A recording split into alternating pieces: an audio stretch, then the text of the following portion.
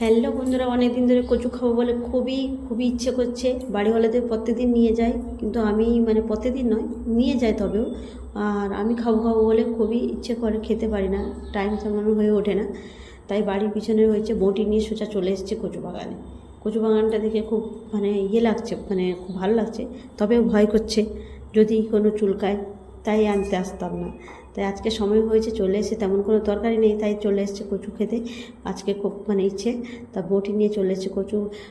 ডাঁটাগুলো কেটে পাতাগুলো সাফ করে নিলাম এবং নিয়ে বটি নিয়ে, কারণ কিছু নেই কাটারি, তাই তো দেখো কচু ডাঁটা তো নিয়ে চলে এসেছি, সাথে বটির সাথে কি নিয়ে এসেছি দেখো। বটিতে দেখো কি দেখতে পাচ্ছ, বিশাল ভয়ানক জিনিস। একদম এই ভয়ানক জিনিসটাকে শেষ করতে হবে, তার জন্য একটা জিনিস রয়েছে, ওইটা দিলে আর কিছু লাগবে না। ওর খাবার হচ্ছে ওটাই, ওর ওকে শেষ করার জিনিস। এই নুন দিলে ও শেষ হয়ে যাবে। তরকারি বসিয়ে কচু আনতে গেছিলাম, আলু আর উচ্ছা তরকারি করব। চিংড়ি মাছ নিয়ে এসেছি, তাই মশলা সিদ্ধ হয়ে গেছে, মশলাটা দিয়ে দিচ্ছি। মশলা দিয়ে চিংড়ি মাছ দিয়ে একটুখানি গরম হবে, একটুখানি ফুট উঠবে, তারপরে আমি নামিয়ে নেব। তো এর দিয়ে মাখিয়ে ওখানে ফুটটা ওঠার জন্য ঢাকনা দিয়ে চলে এসেছি। কচু কাটবো বলে হাতটা নিয়েছি, নাহলে হাতে চুলকাবে।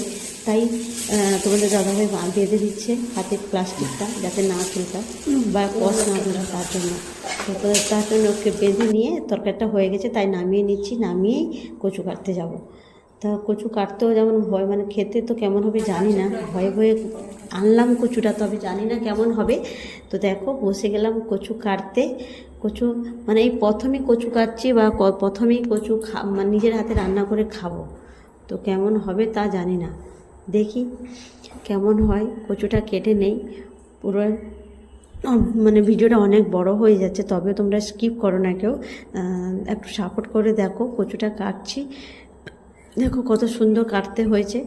কেটে নিয়ে ডাঁটাগুলো আগার দিকে নিচ্ছি না, যদি ভাবছি চুলকায়। আমি কোনোদিন খাইনি, এই আশেপাশে তো আমাদের তো গ্রামের দিকে কেউই খায় না আশেপাশে হলে, রাস্তায় ধারে ওধারে হলে, কিন্তু এখানে তো সবাই শহরে খাচ্ছে দেখছি।